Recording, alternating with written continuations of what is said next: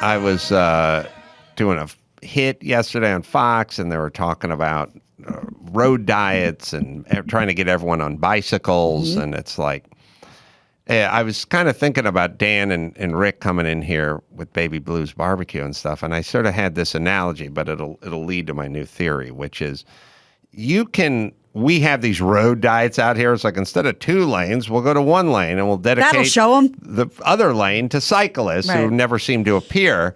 And it's sort of like, it's like you saying, I want people to eat less meat, so we should shut down half of the barbecue places. And all that does is create a huge line at the ones you left over. That's what the road diets do. They don't get anyone onto a bicycle. They just piss off the people that are commuting in the car. But I thought about the fact that I passed 1 million homeless encampments and there are always tons of bicycles. And then I realized, they just steal those bicycles. And then I used to see guys who did that move where they were riding one bike and they had the other bike that they were kind of steering along next to them. Oh, I see it now. I see a lot of it now. Yeah. And I'm like, so my old theory was, when you see a guy riding a bike and he's got that bike that he's steering next to him, he stole that bike. And then I realized he stole both bikes. That dude. He pulled a Jim Kimmel. That dude stole both bikes. See, he didn't just buy. He didn't go in and pay retail for his bike and then go walk that other bike around. No, that's 2 bikes there. That's an unfortunate point. Thank you. Sorry, news. Well, remember we were talking about, Elon doesn't like the looks of this, the way they've sort of down-rounded the bots on Twitter. And you said, what? Why should he trust Twitter? He needs to do a little fact checking. Well, he thinks he's done that, and he feels even more unlikely that he's going to buy Twitter. What? Although I'm not sure that he can pull out, but he can do whatever the fuck he wants. So he keeps pointing to this claim that less than 5% of accounts are fake, but Musk believes the number to be around 20% of the accounts. And he said, here we're looking at right now. He says 20% fake spam accounts, while 4 times what Twitter claims, could be much higher. The offer was based on Twitter's SEC filings being accurate. Yesterday, Twitter's CEO publicly refused to show proof of less than 5%. This deal cannot move forward until he does.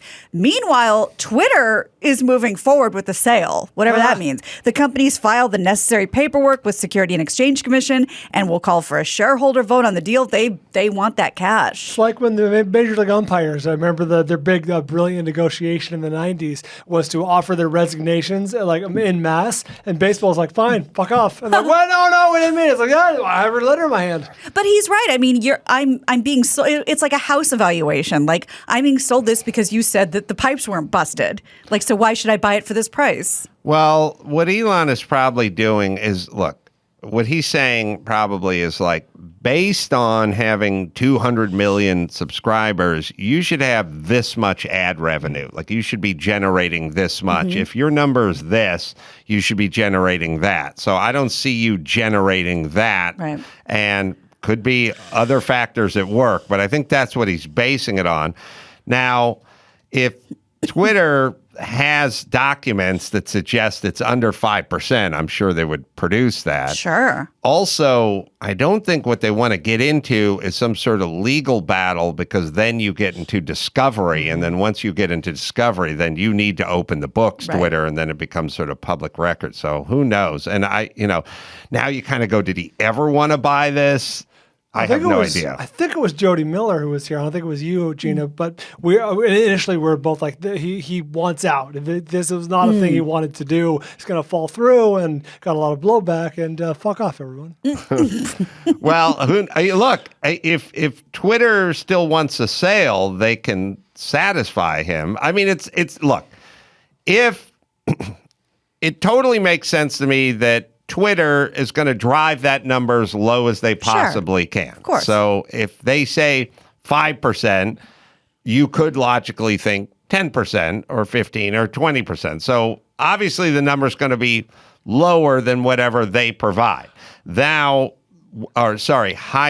than whatever Twitter provides. Then what Elon, it's like you said, when you buy a house, you buy a house and they go, oh, well, the chimney's going to need a little repair. And then me as the house owner, I go, that's going to cost, I don't know, $2,500. And then you go, no, it's going to cost 28 grand. And you're trying to drive it up. Right. I'm trying to drive it down. And then the only way to really do it is you go, we got to get a certified guy in here. He's got to inspect the flue and he's got to drop thing. Yeah, as it pertains to Twitter, there's a lot of wiggle room with fake, right? Are we talking Russian troll farms? Or are we talking like AI just meant to like, retweet whoever for whatever interest? Or a person with more than one account. Exactly. I still don't know what a bot is, honestly. You can create a bot. So there was there's hundreds, I'm sure thousands of bots, but there was a bot who would tweet about when the vaccines were available. Pomona CVS has 5 vaccines. That's a bot. Yeah, it's just something that tweets automatically based on some sort of input. All right, well, we shall keep you posted. Yes. So the big day is here as we record this. Hopefully there'll be even more info tomorrow or the next day. The Pentagon showcased declassified photos and video of UFOs today to Congress. Fox News reports that in one brief and shaky video, a small object appeared to zip past a military pilot. In a separate video, there seems to be like a glowing triangle in the sky. Authorities all said that Predator. There have been at least 11, quote, near misses between U.S. military aircraft and UAP. We don't call them UFOs anymore. No. UAP, unidentified aerial phenomena. Lawmakers are warning that although there is still a stigma associated with UFOs, UAP, they're a serious national security threat. And Fox goes on to say that a 2021 report said that the government recorded 144 reports from 2004 to 2021, including 80 that involved observation with multiple sensors. You know what would be more helpful? Because I see these guys, the experts, the UAP guys, or the UFO guys, they pop up on shows once in a while, and they're experts on this, and they explain, the dynamics of it and the math of it and why, whatever. The guy's always 80 pounds overweight with the weird buzz cut, side haircut or something. If they could get essentially what would help them is if they just hired some guy who looked like Sean Hayes. And he would just sit there. We put him in like a buttoned up shirt with the nice collar, and he would just say, and it say the same thing the other guy said, because these guys always sound like nut jobs, but it's not. They know all the information. You're just kind of looking at them, and the weird facial hair, the jowls, the extra weight. You always go like, I don't trust that guy. Like I look, everything he says sounds sober and accurate to me. But look at that guy. Yeah. But if you get like a Sean Hayes type, I like it. I'm trying to think of another very sober looking actor. Jason Bateman could Paul get up Rudd there. is role of lifetime. All right, and they just get up there and just say the same thing, but it's just the package, More the way it's gravitas. presented. Yeah, I think you're right. So hopefully people will start giving a shit about this, like you said, like we thought everyone was going to. We'll keep you posted. I don't even know if we spent any time on this. You might have while I was gone. But, Britney Spears was so excited. She had her baby announcement and it was a big deal. Well, she's now announced that she has had a miscarriage. The singer broke the news on Instagram saying it's with our deepest sadness that we have to announce we lost our miracle baby early in the pregnancy. This is a devastating time for any parent. Perhaps we should have waited to announce until further along. However, we were overly excited to share the good news. She's still very much with her fiance, Sam Asghari. And I didn't pull any of these. Ben, perhaps you could just pull up her page. To each their own. I don't know. I've never been through this. I don't know what it's like. I certainly don't know Britney personally. But the posts following this, right back to Crazy Town, huh? With the modeling and the dancing. She's doing a lot of naked photos. Yeah, right back to... speaking of sobering, it's not like the tone has shifted. I have heard from I noticed on a certain gossip columnist page that there's thoughts that she was never really pregnant. This is part of a little bit of a psychosis, maybe. Interesting. Yeah, but everything I don't. from her seems sort of dubious now. Yeah. Now, Sean Hayes reported it. Yeah. I would believe anything right. that fucking guy said. And last but not least, Sean Hayes, like after his UFO, he'd be like, And this breaking news, Adam Carolla is in fact gay. I'd be like, oh, fuck, I gotta find a dude. I mean, I don't feel like it, but Sean Hayes said it. She seems wackadoodle. Yeah. She's doing a lot of nude photos, which I keep seeing on TMZ. And are those penises? There's some sort of weird lipstick, maybe? Thing where there's Same some thing. algorithm where if you made a chart about like women, it used to be women notables who posed in Playboy. Mm-hmm. It'd always be, if you made a chart of the height of America wanting to see them nude, and when they finally decided to pose for Playboy, they're off by like 26 years every time. It's usually the chart's going down at that point. Right.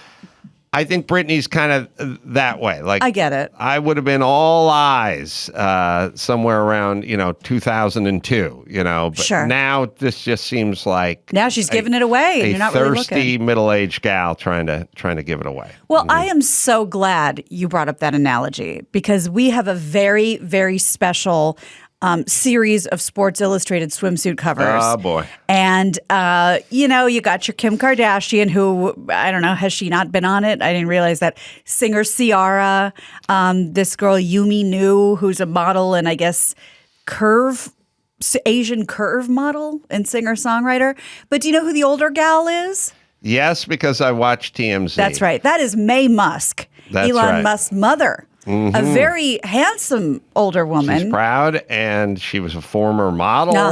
And I don't know how this worked, but there she was. And look, this is a corruption of an institute. It used to, first Cindy off, Crawford, Elle McPherson. A lot of the swimsuit model, Sports Illustrated is discovering whoever it is. Right. I've seen Kim Kardashian and something skimpy is yawn. Right. It's there. We've seen it. Yeah. Why? Why do we need her? Elon's mom looks good for a 79-year-old, but that's not also plus size models. Look, if that's your thing, fine. But again, it's what we love most about sports, the meritocracy, not Sports Illustrated, just sports. Sports, Illustrated. Yes. The Yumi Nu. Yumi Nu is a big gal who doesn't look great in a bikini, but we're forced to not say anything about it. And also, I agree that when we were, my sister used to be a little heavy when she was 9, and so I called her Porky Balorky and Fatsy Balatzy. Oh boy. Okay, now look, I'm not proud of that. You shouldn't be. I stand by it, but I'm not proud of it. So I agree. That's not the way to go with the plus size ladies. Right. But I don't know if we should be celebrating them. See, now we're celebrating them. And, they have these charts for like, it's not morbidly obese. It's like for every 5 pounds you're overweight, you live 2 years less or something. It's something insane. It turns out being ultra skinny is like the healthiest in terms of like longevity and whatever. I know. Oh, you know what? It's funny you should say that. Let me, Brian, shit all over your point. I heard on this podcast called Maintenance Phase about like diet and stuff. They say that older people who have a little extra weight actually live longer because one of the reasons was, when you take a spill and you break your hip and that's pretty much the end, there's extra fat and there's extra padding so they bounce. Keeping you from breaking your hip. They're like bumbles. Yeah. So I don't know who's into the plus sizer, but I'd like to just get back to the meritocracy world where you just found the hottest chicks that fit in a bikini and put them up for our consumption. Well, you use the word celebration, like we're celebrating this. There's a different word that I think actually makes the point better because it's the word that you hear more in terms of this, representation. So you think if more than half the population looks like this, she's one of our gals, or it's yes. But I argue that the reason we have models are the same reason we have professional sports and the same reason we have action movies. We go there to not be represented. You know what I mean? Like fantasy. Yes, I want to see people who do things that I can't do because this isn't. You don't need representation in the fantasy. You don't need representation at the cinema. You don't need representation in Sports Illustrated. Models aren't supposed to be. The whole thing that makes you models, you go, God, look how long that bitch's neck is. That's crazy. Like you see, once in a while you see a woman and she's got like a 9-inch neck and you go, look at her jawline. Yeah. Oh my God. Doesn't represent anything. That's what they. You're right. The dog show doesn't represent our dogs. It's them. That's very well put. The crazy thing about the model we were talking about, if you just take your thumb and blot out the body or whatever with your hand, she has a skinny contour model. You know my theory. I isolate the face. The jawline. I want a bucket-headed bitch up there. You always do the plus size. The plus size it's only the body. It's not the cabeza. There are plenty of people with the big cabeza. They'll never put them on. All the plus-size models have the big ass, the big belly, and the titties and everything, but the head is still the face of a model. Give me a plus. Give me a triple chinner up there. And she's, just for extra clarification, I think she's Dutch and Japanese. I mean, she's strikingly beautiful, but you're talking about the face. Indeed. Yes. So, okay. Well, let's talk about those fantasy movies for a hot sec, because Vin Diesel says the Fast and Furious movies continue to be a miracle. And I think that's probably a good way to describe it. This is following the departure of the longtime franchise director, Justin Lin. And you might have some inside scoop on this, Adam. I'm not sure. I do. Oh, good. Well, Lin reportedly left abruptly, citing creative differences with Diesel, which included, in the rumor mill anyway, Vin's very unprofessional behavior on and off hard set. To work with. Yeah, continuing production just wasn't worth it to Lin's mental health. But Cinema Blend reports that production back on track after hiring director Louis Leterrier. Does that mean anything to you, Brian? Yeah. Where He's Transporter Films, Now You See Me, Incredible Hulk. That's right. Now Ed here's Norton Hulk, yes, right. Here's a social media post that Vin did, and he does a lot of these. Like he'll grab anyone who's coming out of their trailer and be like, "So, are we excited?" Right. So this is one he did with Justin Lin, like literally days before Lin quit. The visual is extra helpful, but this is Vin hyping up the movie and Justin just trying his best. What do you think, Justin? Week 1. Just finished week 1. How does it feel? Feels like the beginning of an epic ending. Is it fair to say that this will be the best one? In my heart, yes. Shrugging and head nodding. That should not have been published. Yeah. That was a hostage video. Spill it, Adam. Well, that captures it treated me very well. That's exactly right. I had one of my marathon dinners with Chris Morgan, who invented the whole series, and now he's on to Hobbs and Shaw and Bird Box and more Bird Box. Well, he did Bird Box. There could be some more Bird Box. Bird Boxes. Bird Box. Yeah. Not sure, but rest assured that anything that is wildly successful, whatever it is, there's going to be some version of that coming down the pike at some point. He prefaces every single thing he says to me with this, "Just can't leave the table." Oh shit! So I try to adhere to it, but I'll put it to you. Instead of Fast and Furious, say Harry Potter.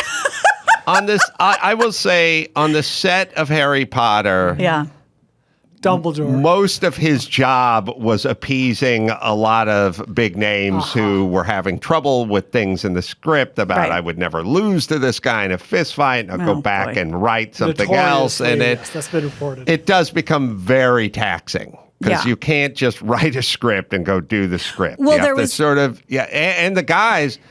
He was so good at it. That's why all his Fast and Furious stuff was so successful. He just wrote the next Shazam movie. Oh, shit. So said the first one was good. Shazam, the story of Gomer Pyle. Fuck. Yeah, the Jim Neighbor story. You're kidding. Yeah, that was his. By the way, his Shazam was long before A or Sid on it or anything. Gomer Pyle, Jim Neighbors, had his like what you talking about, Willis? Yeah, sure. He had Shazam. He had this super gay Shazam. I'm vaguely aware of from all this, from the 60s. Huh. Yeah. Jim Not aware of Neighbors that. was well, you'll find Jim Neighbors saying Shazam. Anyway, he said he was some people are just better at the Henry Kissinger role. It's a constant going in between, talking to. That's what it took. You had to be some sort of like goodwill ambassador / writer, director. It wasn't enough just to write and direct. You had to go in between the camps and keep everyone happy. Well, there was also rumors that kind of like you hinted at about Harry Potter. There was a lot of changing the dialogue while you're filming. I feel like saying this today. This is the word. These are the words I fancy, and just really exhausting everyone. We have Gomer Pyle saying this is Shazam breaking from 1964 or something. Terrific. Yeah. I went to see a gypsy woman late last night. Told her everything I do, it never works out right. I gave her all my money, nearly 11 Is it Jim Neighbors She said, singing? "You need a magic word to give you confidence. Just say Shazam, zip zap, man, you gotta put a whammy on. You can move the part of a world song? around So- to the Jesus penny." Christ. This was a song he recorded, and then After. when he, after or before? I would think that's like Kim cashing in on his catchphrase. Well, now, Oh boy. Dawson, you're gonna have fun, but have him. You can find footage of Jim Neighbors at the Indy 500 singing like "America the Beautiful" or whatever. It's a slightly different tone. Oh yeah. Yeah, it's kind of More interesting. respectful, reverent. So that song came out when? Shazam. Not sure. I'm trying to find a compilation clip of him saying it in the show though. Oh, okay, so I go edited ahead. that one. Well, this is from an article in GQ in January from, I guess, Dwayne Johnson had some thoughts about filming. And here's a I think this was on Instagram, but here's something he said. There's no other franchise that gets my blood boiling more than this one. My female co-stars are always amazing and I love them. My male co-stars, however, are a different story. Some conduct themselves as stand-up men and true professionals, while others don't. The ones that don't are too chicken shit to do anything about it anyway. Candy asses. This is from when? This is from January. Because before that, he was always very magnanimous Yes. and like, hey, just didn't see eye to eye. And now he's kind of cutting loose. Good Yeah, for him. The guy's yeah. a big star and he should have to put up with that shit. Well, the reality is you're in this franchise. You're set for life. Your work consists of going to exotic locales and having makeup applied. Being and in cool cars. You only need to work 4 months every 26 months or something. This is it's a glimpse behind the curtain of human nature. Yeah.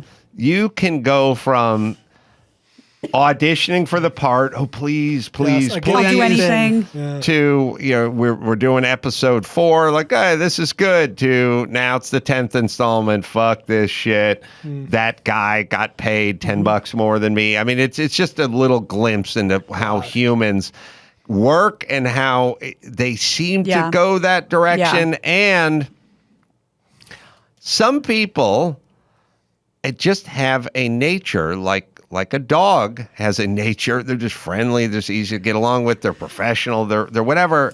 And they'll just sail right through every one of these endeavors. Yeah. And then they're the troublemakers. And the only problem with the troublemakers is they never know they're the troublemakers. Yes. They always have a beef with everybody victim. all the time. You're 100% right. I guarantee Vin Diesel thought that was a tremendous hype video. Yeah. He's so incredibly uncharismatic, he doesn't realize it. Yeah. So anyway. When you said that about, the people that are just like that, oh, good. Is this a supercut of Shazam? That's This is him saying the 3 catchphrases: Garsh, Shazam, and Golly. I would have liked. First off, I wish I was in. I understand in the writers' room. What all you have to do is come up with a couple of catchphrases. You know what I mean? You Sure. go. I don't have a joke here. Well, just have him say the Shazam Yeah. there. Just Get a big laugh. just we'll put a Shazam in there, and then we don't have anything for this page 3, but we'll do a golly. What about the B story there in Act 2? It kind of drops out a little bit. Garsh. Oh, Shazam, Phil. I have an idea. Well, put fucking Shazam in there. Now go get me some coffee. Was he I'm the head writer. Get the goddamn coffee. Was he supposed to be I like- wish I had some coffee. Sorry. Was he supposed to be like developmentally delayed? I think it was. IDD. Was it like Forrest Gump-esque? I don't know. He He's a had tall guy. the whole thing was Jim Neighbors being yelled at by his drill sergeant the whole time. Pile, Shazam! And he was always the inspection was coming, and he gussied up the barracks by putting flowers in. It was like, Pyle, what are you doing? Shazam! It was like, that's all it was his CO would come into the barracks and start yelling at him for fucking something up. This is a very ignorant question, but is there any connection between that character and Goofy the dog? Like, did one beget the other? Like Gersh. Yeah, I'm thinking of the golly and the Gersh. I don't know, but if you get him singing America the Beautiful or whatever it is or maybe it was the Star Spangled Banner. If we promise to be really good, do we not have to hear it? I'm just saying, in contrast to his Shazam song, that's what we need. The circuit breakers on that wall. Turn it off. Well, since we're talking about movies, we haven't talked about this, and I don't know. Maybe Brian might have a thought about this. I'm not sure. Kevin Spacey's back, baby. Good. Kinda. He's going to start an upcoming historical drama. This is the disgraced actor's biggest gig since being accused of sexual harassment back in 2017. He's going to co-star with Eric Roberts and Terrence Stamp in a movie called 1242 Gateway to the West. It's about Genghis Khan's grandson. Wow. Oh, no, this is appropriation. Yeah. I don't like this at all. Principal photography is set to begin in October in Hungary and Mongolia. Hold on. Yeah. I want to hear a little Shazam, and then we'll do the indie This national all came from anthem. the at the superhero end. movie. So first we'll do Shazam, probably 1967 or something. Or whatever you just played. That song. The song, 11 cents. She said you need a magic word to give you confidence. Just say So this is the Shazam, theme song from his success, spin-off man, show. I knew it. Oh. Yeah, Cashing in. on Walk that. into the You're right. Pentagon. Phenomenal. No one's ever heard that special secret word. So if you want your way, just remember what to say. Shazam. Oh, the background singers. Yeah. I went to see a banker with a white shirt on. The London Tried to ladies. get All a right. phone, but my Here's the exact same human being at the Indy 500. Oh, say, can you see? Is this true? Yes. By the dawn's early light, There's footage of it. Baritone. proudly we hail Deep. as the twilight's last gleaming, whose broad stripes and white stars through the perilous fight for the ramparts we watch with so gallantly streaming, and the rocket's red flame. Damn. All right. We got it. That's not easy. You're not going to, no one has that much range. That's impressive. Circa Shazam. late 80s, judging by the graphics. Yeah, well, this isn't the Indy 500, by the way. This Oh, is 94. Oh, whatever that was. that what we're looking at was the Daytona 500, probably. Was Wow. that Indy? It's say. the Brickyard 400. I thought But see, those were NASCARs. I didn't finish typing weren't open 500. I wheel. typed Indy and then I pressed I said backspace 500. 4 times. It was gone. They're called Indy cars. You caught it. All right. Anyway, it's him singing. He did it at Indy. He did it every year. So are you hypothesizing that he was playing a character when he was like, Shazam? I think. Well, one of them is the Right. real Jim Neighbors. We'll never know. We'll never know. All right. Let me tell you about BetterHelp. This podcast is sponsored by BetterHelp.